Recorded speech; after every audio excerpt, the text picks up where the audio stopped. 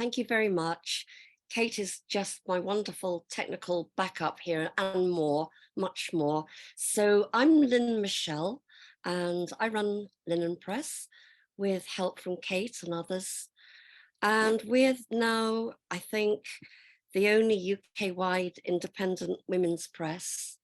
It was founded 17 years ago in Edinburgh and we're still going strong. And we tend to pick up manuscripts that perhaps the big publishers wouldn't look at or wouldn't be interested in.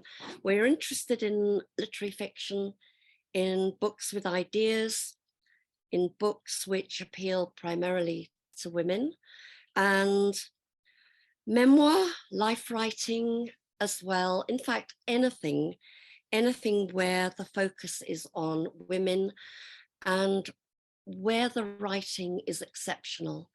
I think what I'm looking for most of all is someone who can really, really write and who knows how to make words work. And I just want to say that when Jess's Birds and Ghosts came into me as a submission, unsolicited submission, I knew within paragraphs, if not pages, that this was something different, unusual, brave, powerful. And here was a writer who really, really understands her craft, who understands about words, how they work, how words can express emotion. And I just think Jess just knows exactly how to make things happen on the page. So I'm really pleased.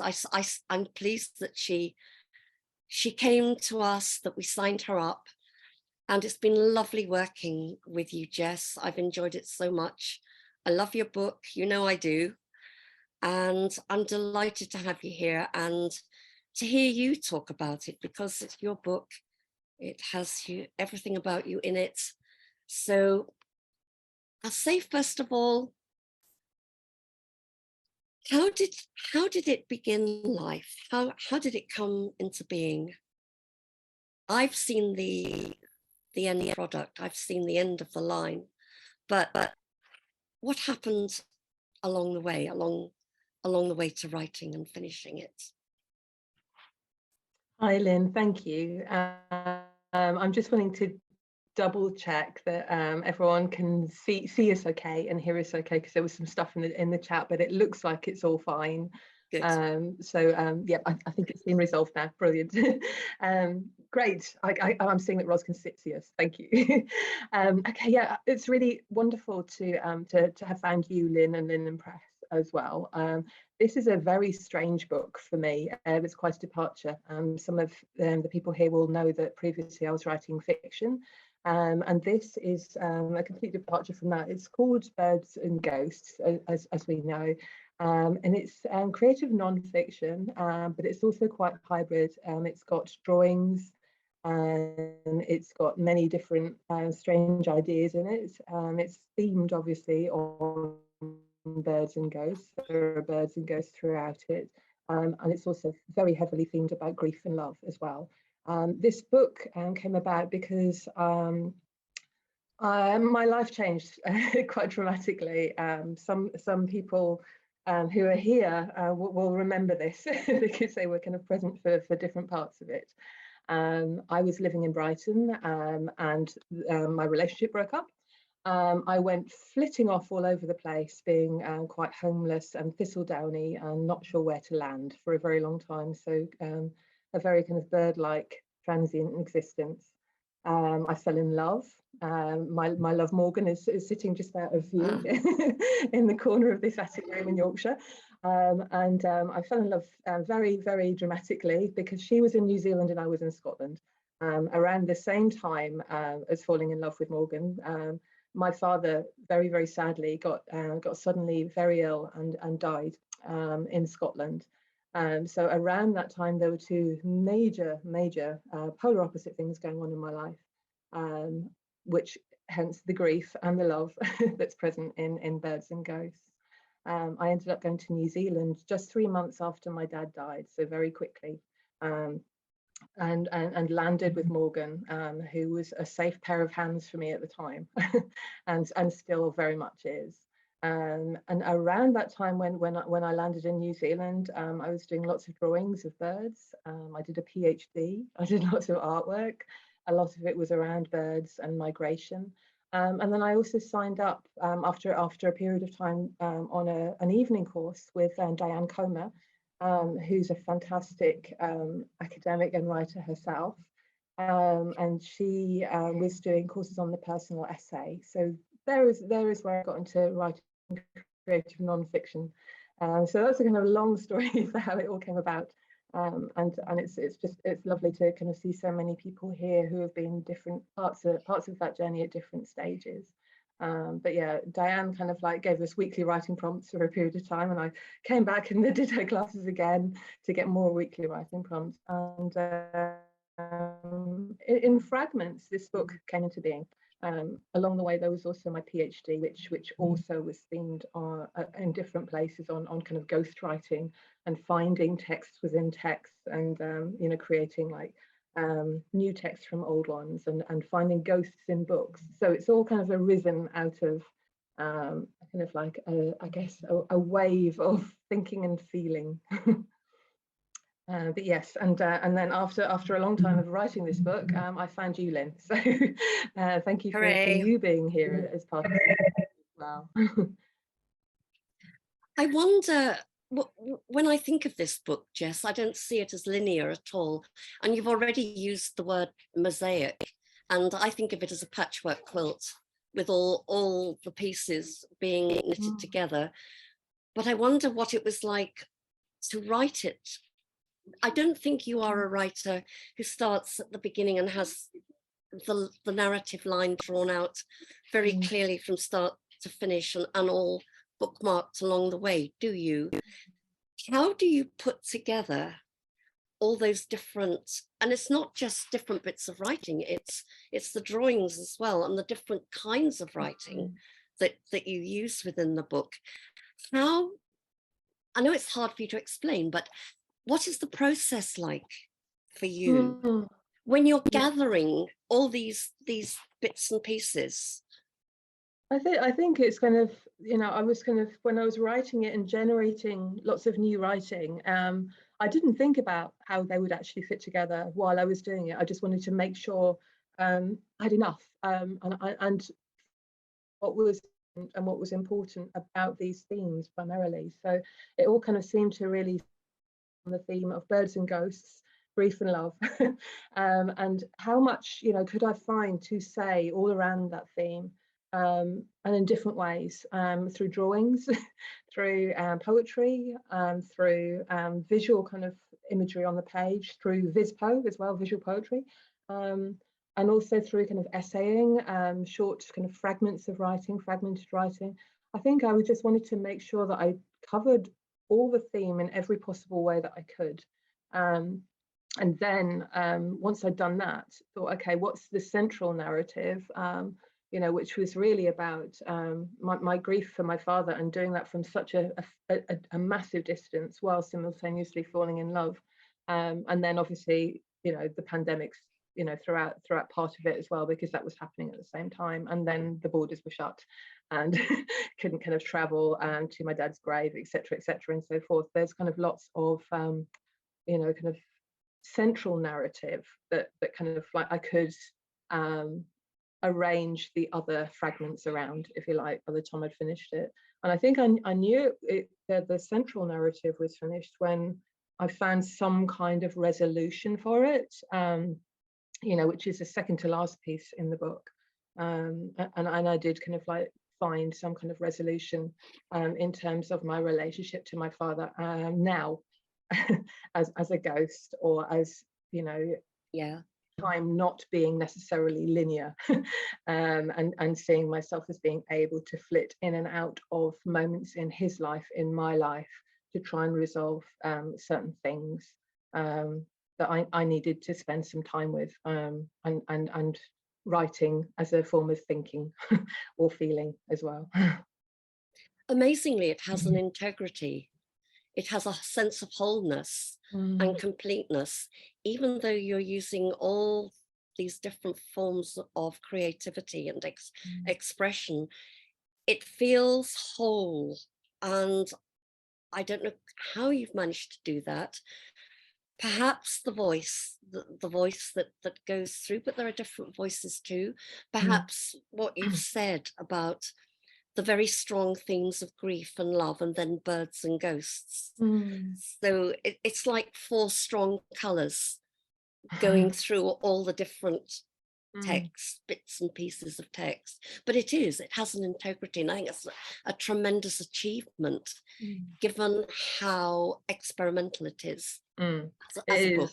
It's extremely experimental, and there's, you know, there are things in there which are about birds and ghosts, and about my dad's death, and about things that were going on for me while writing it. But ultimately, I guess the reason it perhaps feels resolved is because, you know, of the things that are discovered and uncovered during the process of writing it are all very honestly written about in the book, which is kind of, you know, a vulnerable thing to do for sure. Yes. But you know, I've got to be brave and stupid sometimes, as we all do. Shall I read a little bit, Lynn? That would be wonderful. Yes, please. Because I'm just thinking we're talking around it, and it might be nice just for people to get a sense of the style. I know some people here have already bought it, and thank you very, very much for doing that. But yeah, I'll just read the introduction at this point, the first beginning bit, and hopefully everything will work in terms of the technology. I'm never quite trustful of that. So this is the very beginning of it, and the first section. Again, I wrote this in Diana's class. This was in Diana's first class. So if you're there too, Diane, thank you. This book actually wouldn't exist without you, or Lynn, or my Morgan, or my mum. So thank you for all the people that are here that have helped me with this. Anyway, this is the very beginning. So the language of birds and ghosts. There's a nest growing in the back garden. It's 8 feet above the ground, half hidden on a wooden frame tangled with grapevines and climbing roses. For days, a pair of blackbirds have been weaving, expanding their nest with twigs, leaves, strips of plastic. Seen through thickening rose leaves, the nest has solid sides, but the base is full of holes. Small eggs would fall, smash, break open and spill. What would spill out? The early stages of tiny dark feathers, the edge of a claw, a partly grown skull.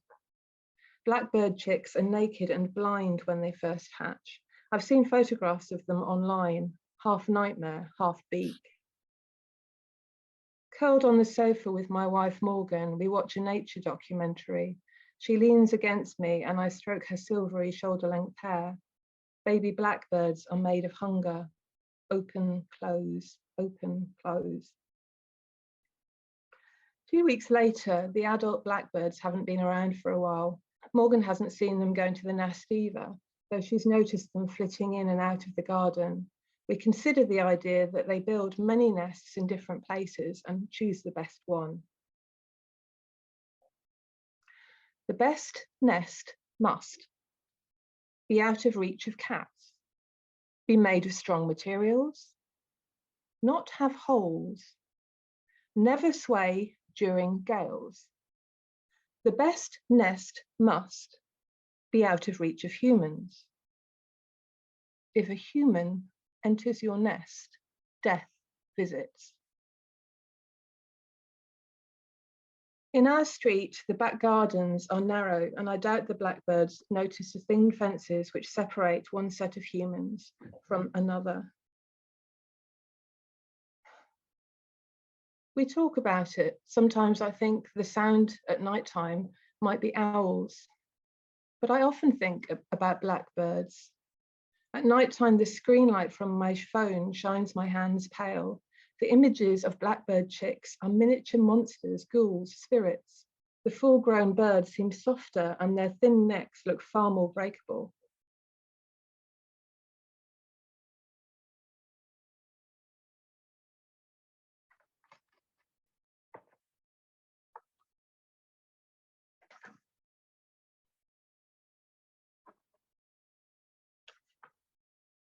I'm sorry.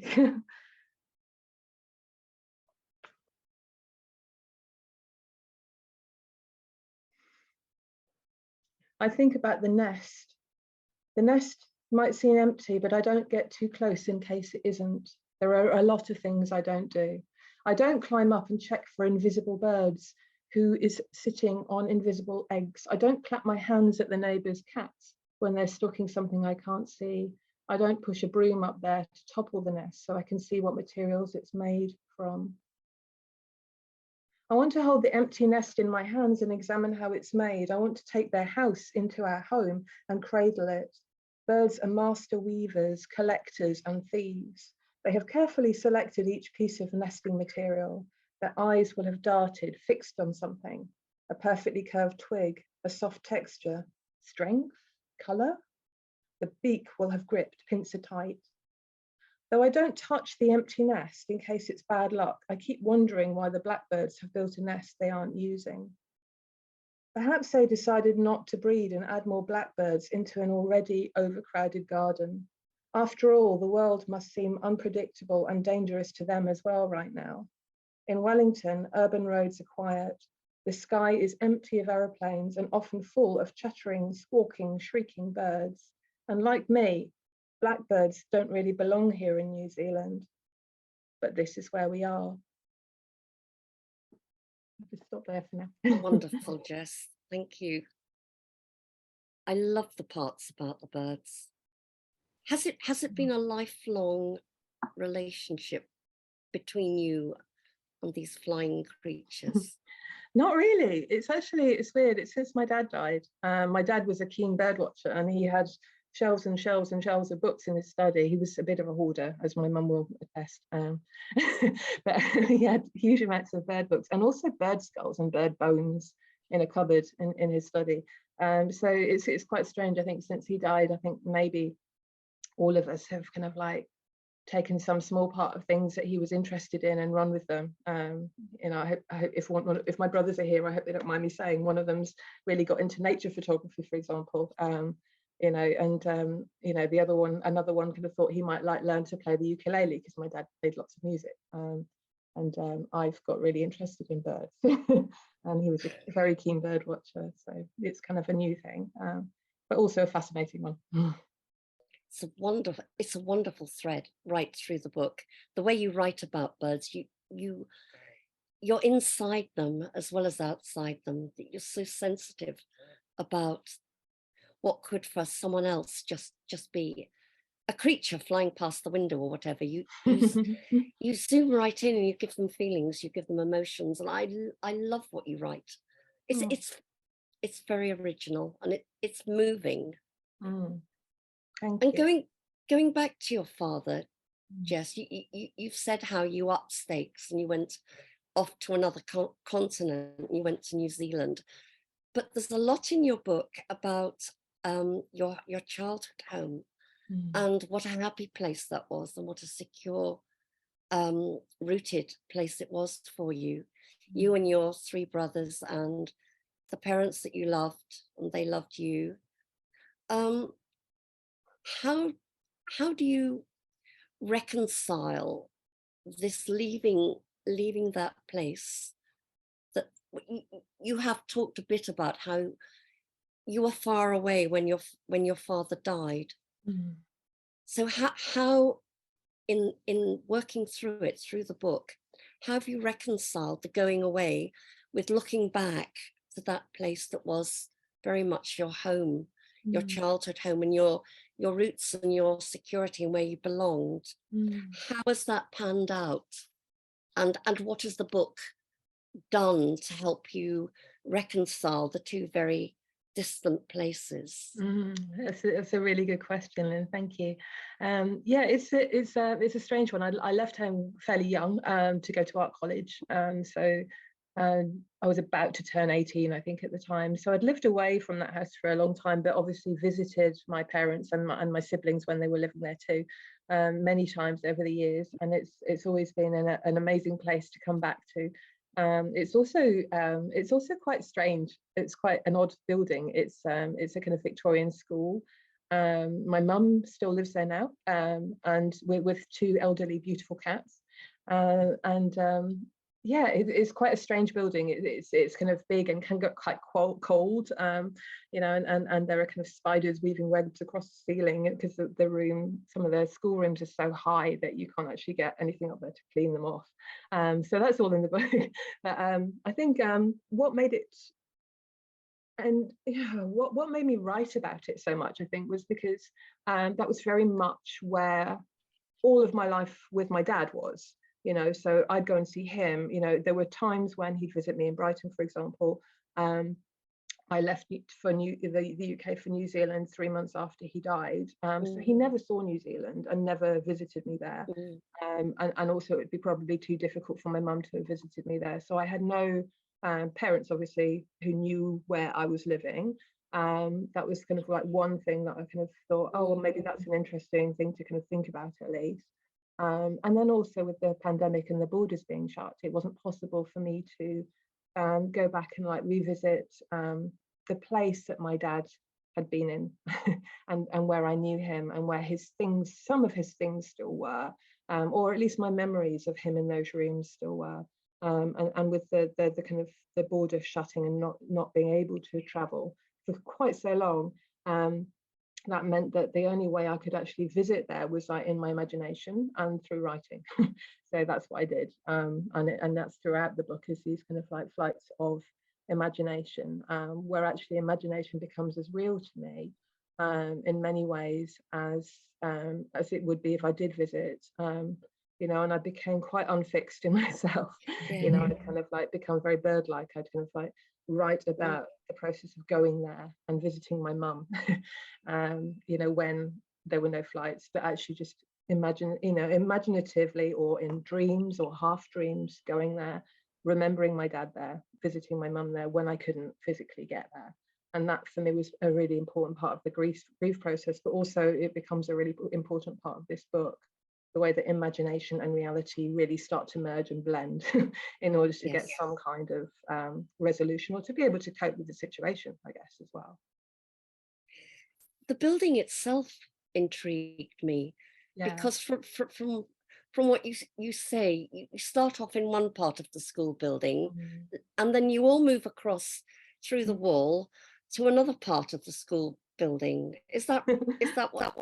And I wondered if you'd like to read something as well about that place, if you can find it. I was going to say, I haven't earmarked that one, but you have it there. Good. Let me see if I can. Let me see if I can find it. The building has a strong presence in the book, the old schoolhouse. Yeah, it really does. And of course, when you're looking for something, you can't find it. Okay. Yeah, I found it. Okay, so shall I read a bit about this? Yes, please. Okay, this section's called Dewloch, which is the name of the school. Up until I left home at 17, my family lived in Dewloch Schoolhouse, a house with an adjoining derelict school. Dewloch translates to Black Lake. It was an isolated stone building on a small hill. It stood among farmed fields on a remote peninsula in southwest Scotland. Gale force winds, jagged coastline. The Black Loch, which the school was named after, was at the bottom of the hill, but not all the time. The loch only appeared when it rained. The schoolhouse was fairly conventional: a fire in the living room, a kitchen with a 4-ring cooker, upstairs 3 small bedrooms and a leaky bathroom. Most things were in need of some kind of care or repair. While we 4 children were still young enough to share bunk beds, we all lived in this damp schoolhouse. It had housed a succession of head teachers and their families before us. The derelict school next door was far more interesting. The school had stone walls thick enough to contain secret passageways. The high ceilings were cracked and the plaster was broken in places, but they also had square, oblong, circular trapdoors leading to out-of-reach attics. Wooden cladding spanned the bottom half of the internal walls. There were rows of rusted cloakroom hooks, cracked ceramic basins, hinged desks with empty inkwells. The square window high in an internal wall was designed for a teacher to have a hawk's eye view over 2 classrooms at once. Boxes and crates and objects from the local museum were being kept in storage in the classrooms. To us children, the most interesting stored exhibits were a crate full of hip bones and skulls, the agricultural tools, and a wooden boat so stained it must have been dug up from underground. Layers of paint peeled from the classroom walls, psychiatric green overlaid with white, web threads and plaster dust descended from exposed wooden beams. The window panes were cracked. There were tin buckets, plastic tubs, bowls, a trough placed around the floors to catch rain. A massive key shed crumbs of rust when it turned in the front door lock. At different times of year, the remains of trapped things appeared, dead flies, dead birds, dead butterflies. The school was haunted, of course. How could it not be? It was Victorian and full of echoes. Outside in the overgrown playground, there were often the sounds of children playing behind a wall. When we siblings went to look for them, they'd gone. Inside the school, there was one particular ghost I was terrified of. I'm still scared as I remember it now. This is a distant memory in terms of time as well as location, and yet I have to talk myself into being able to even mention it. Reasons it's probably safe to mention the ghost. A, because of the pandemic, I'm unlikely to be able to go back there anytime soon. B, it's a Scottish ghost, so it can't hear me from here in New Zealand. C, any previous connection between me and this ghost must by now be fully severed, like a tether or a divorce. D, this particular ghost has a very peculiar smell, so I would recognise it anywhere. E, I have never smelled the ghost anywhere but in Duloch School. It's wonderful. That's the odd place. That's my memory of it. It's not quite like that now. I do have to say my mum lives there now, and it was done up. It was renovated. Oh gosh, much nicer. And yeah, and the smell's gone. So yay. gone. Gone. Your father, Jess, he's unconventional and he's strong in his lack of convention. And I remember the passage where he takes children out into the woods and he shows them things and he talks about things under rocks, and he's able to do that with complete confidence in himself that what he's doing is right, and that a more conventional approach maybe to learning and teaching is not for him. So he does what he feels will interest the children and also will absorb them and arouse some passion. So I wondered if you'd like to just talk a bit. I mean, your grief for your father is huge throughout the book. It's a huge stone, a rock, a boulder that you carry on your shoulders right through from start to finish. He must have been an exceptional man, as well as your father, and the way he was going, the way he always attended to the children's needs and what he thought they would want to do and learn, rather than any conventional teaching philosophy or practice that he might have come across. So I'd love to hear you speak a bit more about your father, and maybe if you've got something you could read where you describe him, would that be possible? Yeah, again, I'll need to hunt it out. But yeah, we don't mind. Hunt it out. Definitely talking about my dad. I mean, it's you know, he was a remarkable person, and I still deeply miss him, as do my siblings and my mum and everyone who knew him. But yeah, he was a primary school teacher for many years, and he also taught all of us 4 children going through his class. So we were all taught by him as well, which had its challenges, and we didn't always like that. But that's kind of like what we ended up doing. But he was amazing. He was. There's just back. Okay. Yeah, that's my alternative computer, just in case that happened. Sorry about Good. Oh. I don't know where I went.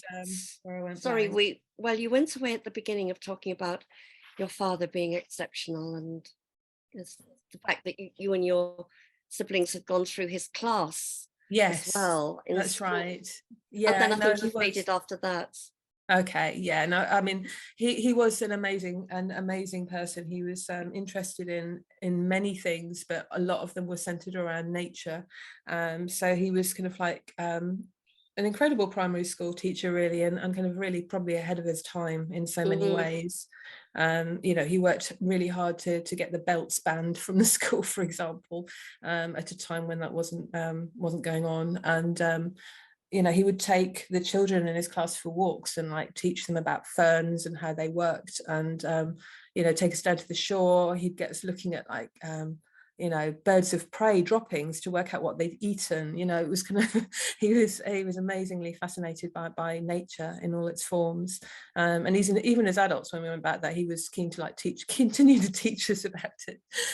So he was a, you know, a really interesting person. But you know, more than anything, he was incredibly sensitive and caring, and we all miss him hugely. We really do.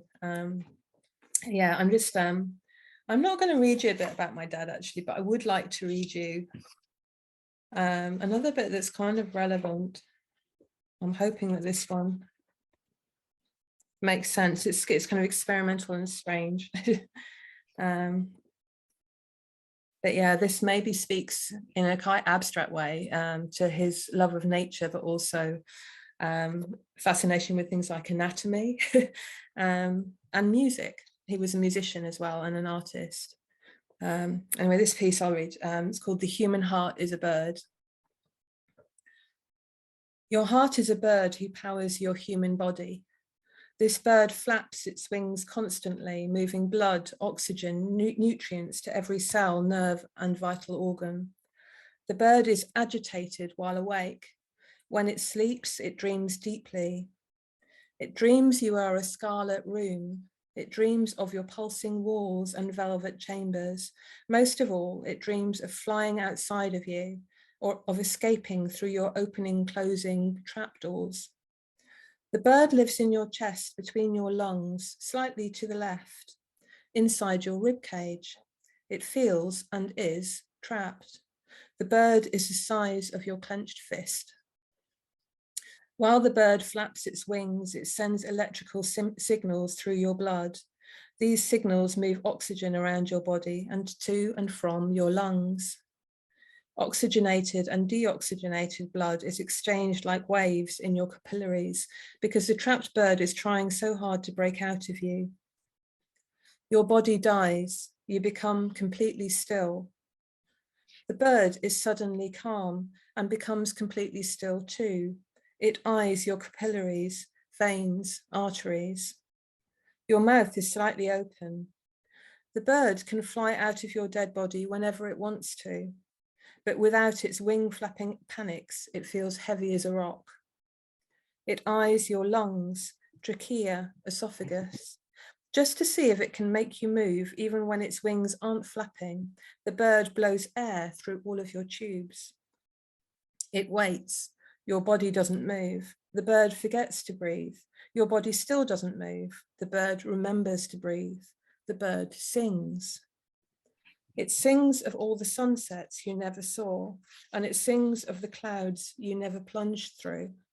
It sings of the loves you sent flitting away and the one you kept. It sings of your wing envy. It sings of a humming moon you once heard but couldn't believe in. It sings of the cracking sound of all the eggs you ate but never hatched. It sings of all the twigs you broke under your heavy boots but never built nests with. It sings of the oceans you never migrated across. It sings of a great wave that grabbed a small stone just for the sake of drowning it. The bird sings about itself, trapped deeply inside the cage of your chest. It sings of a body that trapped a bird inside itself because it needed a heart that could sing. And while the bird quietly sings, its song moves like breath through all the tubes of your body. You become an instrument. It plays all the songs you would have loved but never heard. These are melancholic sounds, sometimes cello notes bowed in a minor key, sometimes distant flutes. The notes of this song are just above silence or just below it. These are the sounds of your ghost. Oh, wow, that's beautiful. I'm glad you're getting all the people who are here. I'm glad you're hearing these words with Jess reading them. They're even better than reading them quietly to myself, because Jess's style is really quite breathtakingly beautiful and original and daring. I've never read anything like it, which was why when the manuscript came in, I became very excited and asked her, quick, send me a hard copy, which she did, tied up beautifully with string on great big pieces of paper. And it's so original. And Jess, I'm aware that we have a big audience here, and I think there may be lots of questions. So I'm going to ask one more and then maybe hand over to Kate to bring in everybody else. There's so much in this book. It's really hard to know what to pull out, but I'd like to just mention the autism, because it comes in gradually, and then it comes with quite a lurch about 2/3, 3/4 of the way through. Jess will tell you, she seeks out a diagnosis of autism, and I'll let you explain the results and how they affected you. I mean, what I'm asking myself, as you know, because I've asked you, what does a conventional medical label mean, and what does it do for a woman who is so unconventional and original? How do you manage that conventional label that is now, I mean, I know you don't wear it on your forehead, but you have that diagnosis now, and I'm wondering how you write a lot about it towards the end of the book, not as much as some of the other themes. So perhaps you could talk about that to finish. Yeah, it's an interesting one. I feel kind of unable to talk about it yet, because I haven't been able to talk about it to people that I probably should yet. I'm just taking my time and sitting with it, and also writing about it. Obviously, that's when it was actually happening, and when I was going through and kind of working out what it meant to me. So yeah, I'm not quite able or ready to talk about it yet, or not in a group situation anyway. Okay, that's fine. But I'm really happy to talk to people individually if they want to email me about it later, because it's very new. It feels very, very new to me, and also I guess it's a way of just trying to understand my life and my experiences in a particular way at this point in time, and I'm taking time to kind of like process that and think about what it kind of means, what it kind of means in terms of what I remember, and how to look at my memories through that lens. I guess it's seeing it through a different lens, but I do think everyone who is diagnosed with autism, or even just thinks they have autism, is probably all quite different to each other in lots of different ways. Because I think there's this phrase that seems to be used everywhere online at the moment, which is, if you've met one person with autism, you've only met one person with autism. There's also a lot of stuff about women being underdiagnosed historically, because the diagnosis criteria was based on boys, so their kind of like diagnosis of women is slightly more tricky because of that fact. So yeah, I mean, I can probably talk about it to people individually, but not so much here. But it's definitely in the book. Did you hesitate? It's an important part of it. Did you hesitate then, Jess, in going public with this? Did you have some sort of tussle as to whether to put it in or not? Not really, because it it felt like it was part of the process of writing this particular book, and it felt as urgent as the other things that were in it. I tend to really want to write about what feels urgent and important. Yeah. And in fiction that could be a character's experience, but in this is real life, so and my imagination and my dreams, so it's kind of, yeah, it felt urgent to me that it went in there. But to me, writing is talking, so it's kind of like that's how I talk about it, I guess, when I can't sit down with somebody and have a whole conversation about it and deal with other people's stuff around autism. I don't feel quite ready to do that yet. I brought it up here because I think people listening in, there may be people who would like to talk to you about it, or certainly feel they want to read about it in the book. Yeah. People who perhaps have not, who, like you, are working through what it means, and wondering just how it relates to all their previous life experiences. I think that's the thing. I'm kind of in this weird state of just quietly on my own, silently thinking through my whole life and working out what that means, seeing it through this lens, and what my experiences now look like to me. So it's kind of almost like irrelevant to anyone else what those experiences are through that lens. But I'm really, really happy if other people are kind of like thinking about themselves in particular ways that they'd like to talk to me about it. That's absolutely fine, and one-to-one conversations are always good. I'm just not very good in with the group situation. So yeah, if anyone wants to write to me, or I will happily write back. Well, it is very private. It is private, which is why I asked why you'd perhaps put it in, but you've answered that. You've said that, and you're going to deal with it. So yeah, let's leave that. And I think that's a good point for me to bow out for a bit, Kate. And if you'd like to bring in other people and other people with questions. Yes, so if anyone has any questions that they would like to, please can you put them in the chat and I can pick some out.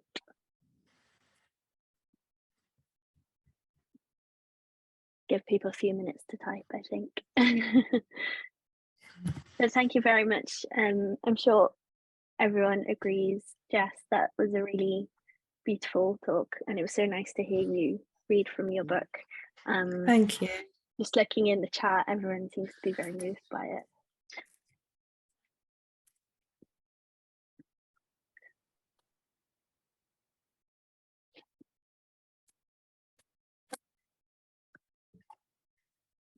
Well, we've got some questions coming in.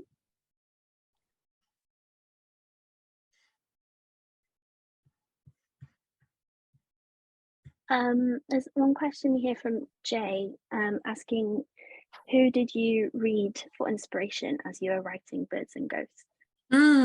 Okay. There was Mary Ruffle. I'm not sure how to pronounce her surname. It's Ruefle.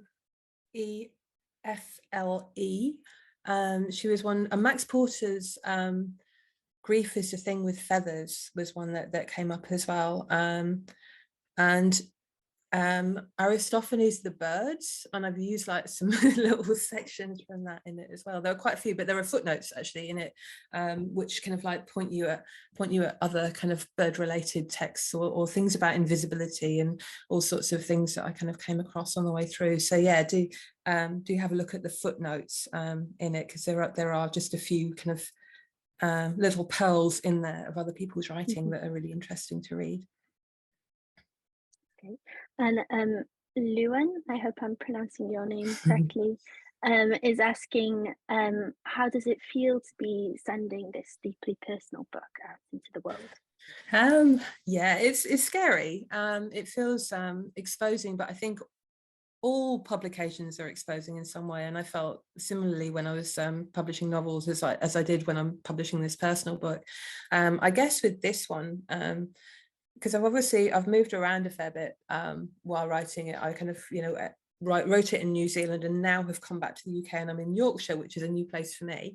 And me and Morgan are settling in to life here, which is fantastic. But it's also because of that kind of like movement and not kind of staying in one place. It's kind of, I have to make a real effort to get in touch with people, and people have to make a real effort to get in touch with me. So it feels like I'm not going to just turn the corner and bump into someone who's I've known for many years, has just read this, found out things about me that they didn't know before, and they feel weird about it. So I kind of feel a little bit protected just by the fact of moving, I guess, as well. But yeah, I think also, you know, the people who I really, really care about what they think are people that I genuinely love, or have had friendships with, or even, you know, have been like in writing groups with and haven't known for very long. And I think all of the people that I can think of in my world, or who might get in touch, would be really supportive. So that kind of, you know, that helps a lot. And Andy is asking, do you write with an audience in mind, or is it a solitary internal process? I think a bit of both, Andy. Hello. Yeah, I do kind of like with you know, with Birds and Ghosts, because it is about me and about my own life in a way that my fiction wasn't, or it was, you know, a step removed. I think with this, I did kind of spend more time really thinking about what do I need to do around the theme, what do I want to express in this piece, what's the prompt that's got me writing about that piece, can I get some feedback on it? And I think with this one that it was really useful being part of a writing group in Wellington. Some lovely women who I met on Diane's course. We kind of kept sharing writing with each other, and also my friend Robert, who also we swapped writing and did another course of Diane's together. So I kind of got feedback from them in terms of audience, and that's, I guess, how I kind of worked out how other people might respond to what I was writing, because otherwise I could have just written a diary and not shown anyone. I did want to put it out there, so I did need those kind of writing group and writing buddies situations to help me work out what an audience would think of it and what kind of audience might be interested, I guess, as well. Yeah. And speaking about your writing, we've had two questions coming in. One from Harriet asking if you could talk a bit more about the transition from writing fiction to non-fiction. And also Safia is asking if you're going to keep writing non-fiction going forward. Oh, okay, great. Thank you, Harriet and Safia. Thank you. Yeah, I think the transition from fiction to non-fiction felt urgent at the time and important because there were things that I needed to write about. And there was a situation where I could learn about non-fiction writing in Wellington through Diane and her groups.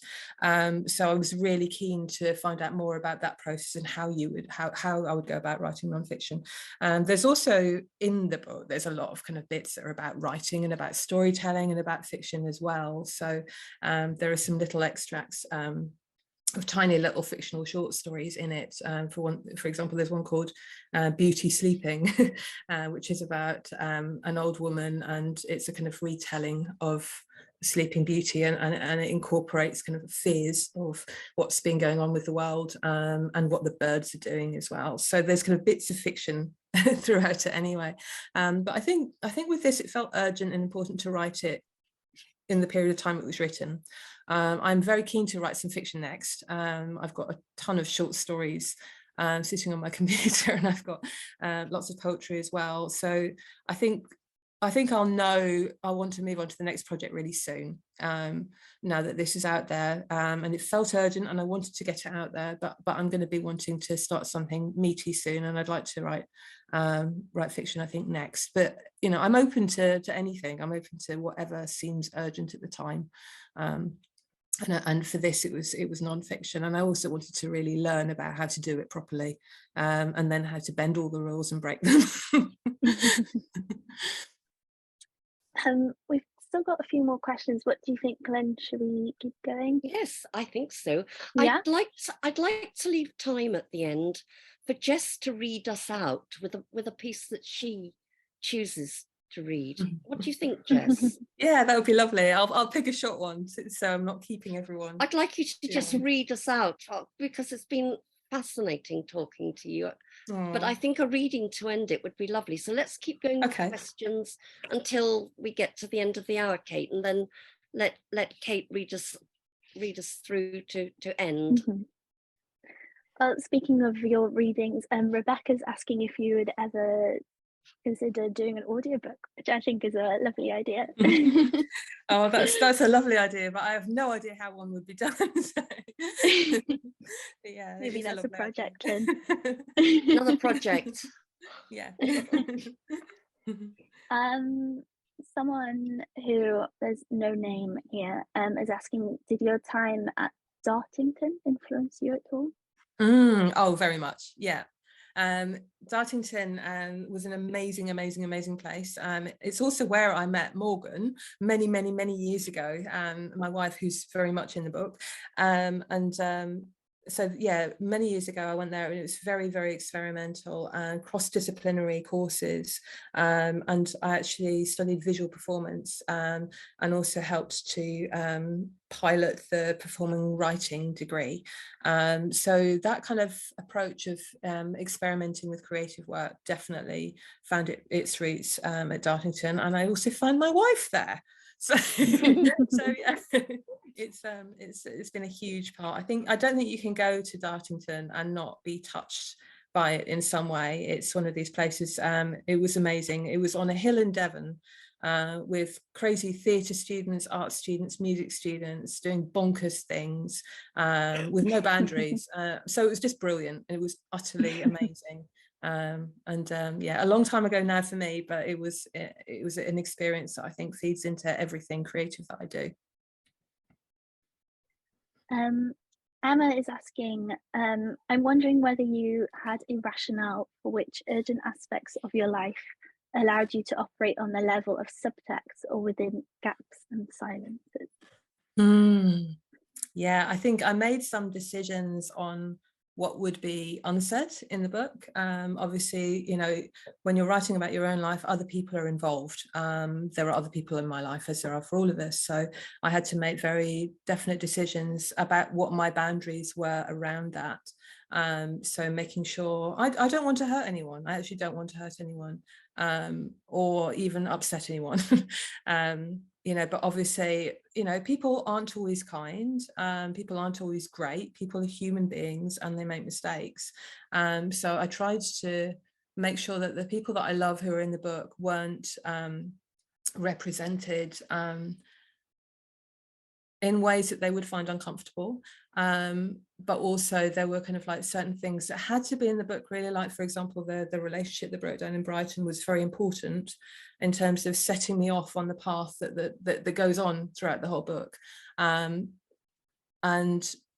with that, I felt like I had to be fairly honest and open about my side of that at the very beginning, and that was quite tricky to write. So I really tried with that, particularly thinking, well, I have no communication with my ex, so I need to be very clear on what I'm going to say about this, and it being my side only, because that's all I can do. So there's probably subtext, gaps and silence around that throughout the whole book, and then other things that relate to other people that I wouldn't want to write about necessarily because of you know, respect for them and their own stories. We've just got 2 questions left, and then I think we'll move on to the reading. So Garth is asking, I read The Crow's Nest at the start of the book as soon as I received it, and I just let that sit with me till now. How do you envisage the book being read? Oh, that's a great question, Garth, and hello. Yeah, it's I think because I wrote it in sections and fragments, and I wrote it really quite slowly. I'd like it to be read slowly. I don't really want anyone to kind of like go, wow, I whisked through it in an hour. And if they did, I'd like them to go back and like have another look. So yeah, I guess the way I'd like people to kind of like just take their time, read it at their own pace, not rush through it, and just read it in a way that they can actually absorb it, because it was written slowly, so it should probably be read slowly. This is almost like poetry, isn't it? Really, you can't read a whole poetry collection in one sitting. Not at all. Okay, so one last question, which kind of links to what you're saying about your experience at Dartington. Maddie's asking, I was curious whether the sculptural and experimental process of writing that you're exploring in your PhD had an effect on your writing process. Yeah, my PhD definitely. I'm just trying to find your question, Maddie, sorry. Sculptural and experimental. Oh yeah, definitely. My PhD supervisors, Tom and Kingsley, were amazing, and they kind of really did what great PhD supervisors do, and just kind of gently guide you away from like kind of rabbit warrens and kind of keep you on track, but actually let you do your own thing as well. So I was very lucky with my PhD supervisors at Massey, and I ended up doing lots of stuff with books, folding books, making birds out of books, and installations, and a kind of bottle with air inside it that's kind of got a visual poem on it, for example, that's recently just been published in the Linen Press poetry book that's just come out as well. So yeah, that's another one to look at. But yeah, I think all of this book has arisen from the PhD very much. So it was kind of like I'd been doing all this you know, physical making, physical writing, experimental kind of redaction of books. So I came up with a whole suitcase of altered books, which I'd like to exhibit as well. But they, you know, that kind of set of books was ultimately what I was examined on as part of my creative practice research. But that was all, a lot in there was about death and ghosts and love and writing. And then this is kind of like a new project that arose from that, which kept going with that theme of birds and ghosts that had kind of like kept coming through the PhD. So it's definitely kind of like the next stage of that process. Thanks, Maddie. Great, thank you. So I think that's all the questions that we've had. Okay. Well, I just want to say thank you first to Jess for speaking so wonderfully about this book.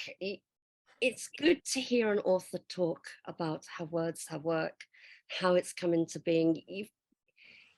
You add a whole dimension to what we've taken from it as readers, and it's been lovely listening to you tonight, to hear you read as well. So thank you, Jess, very much. Thank you, Kate, too, for managing the whole event so well, and thank you to all the people who've come to hear Jess tonight. I'm really pleased. It's been such a good audience for her, because I think this book really is, it's exceptional. It's very beautiful. And I'm thrilled to be publishing it. I really am delighted to have it on our list. Oh, thank you, Lynn, for everything that you've done. You've been such a sensitive and wonderful editor. Thank you. Did you want me to read a last final little thing? You read, and we'll just go on our way while you read us out. So goodbye to everyone. I'll read from you out me. very shortly, and thank you so much, Lynn. Thank you for everything that you've done to get this book out there in the world, and thank you everyone who's come along and been part of the book's journey as well. And thanks, Kate. Okay, I'm going to read you a very short poem, which is just called After Humans. Moon rising, shining, sun strikes a shaft of light. Now reviving from ground, a high piping nightingale cries, quench fire. Time to flutter, leaves fall one by one. 1,000 roses leave. What have we to do with bluster? Thistledown light, I kiss your ghost and you kiss mine. As ashes, we land in this overgrown place. Thank you.